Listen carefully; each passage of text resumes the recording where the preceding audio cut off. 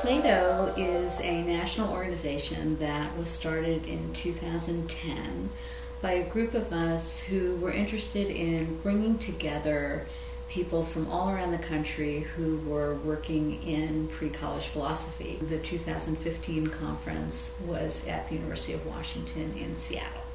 And the theme of the conference was equity and inquiry. And really the idea of the conference was to evaluate and analyze the ways in which philosophical inquiry can help students to make sense of the world for themselves, to learn to trust their own views and questions and ideas, and especially those students for whom enrichment opportunities like philosophy were very hard to come by. I think the more approaches that we can welcome and discuss and assess the validity and success of, the better off we'll be.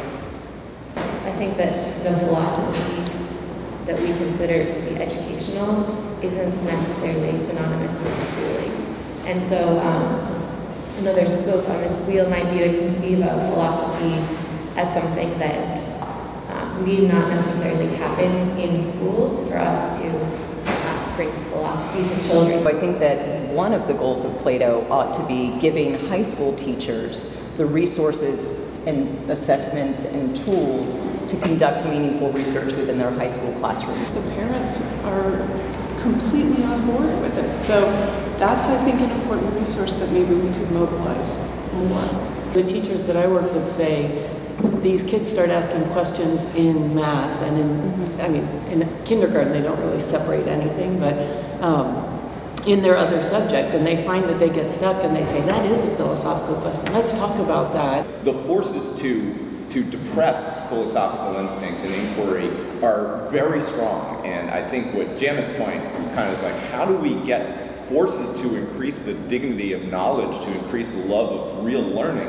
And I'm just thrilled to be, surrounded by, great teachers like you who get kids exposed to it. The conference was our largest conference yet. We had about 125 participants, about 60 speakers from all over the world who gave talks on issues relating to equity and inquiry, relating to the ways in which children's voices fail to be heard, and then many practical hands-on workshops about ways that teachers could introduce philosophical inquiry in their classrooms. We said, let's create an interactive game that would allow the students to work through some of these conflicts that they've lived through. What we found was over time, the process of sitting and listening to other people and actually learning how to listen to people and having a structure to listen to them, we were able to see through their biases. We no longer judge somebody based on if they're Hawaiian or if they lived in Kailua,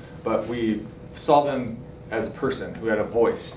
And that study really showed that violence dropped by a significant percentage. It could potentially have at least some say in the whole national conversation, international conversation about what education is. We talk a lot about reciprocity as a philosophical concept. I think it would be nice to see how we can apply it to generating philosophical conversation across difference. What happens in a conference like this, where teachers, academic philosophers, graduate students, undergraduate students, and many other participants in the pre-college philosophy field come together and start to talk about ways to strengthen the work that we're all doing, is that it's really empowering for the educators. So it's not just that we're thinking about ways to empower children and young people, although that's a big focus of what we do. It's that in coming together, it's empowering for us to recognize the difference we can make in individual classrooms, in our communities, and the ways in which reflection about our own practices can really be transformative. We want to empower teachers to bring philosophy in their classrooms, because we know that by bringing just graduate students and academic philosophers in, we're very, very limited in those resources. But if we can empower teachers to do this and support them in that mission, then we have a bigger chance of succeeding. We are not afraid to ask the difficult questions, like, what are the reasons for standardized testing? Or when we're looking at our mission and vision and we say that we want our students to be joyful learners, well, what does that mean to us and how can we measure it? And how can we help our students to become joyful, lifelong learners? It's kind of like a bandwidth, there's this conversation, it's larger than we are. We participate in it. And to me, education is it's very collaborative in that we're joining that larger conversation has been ongoing and will continue.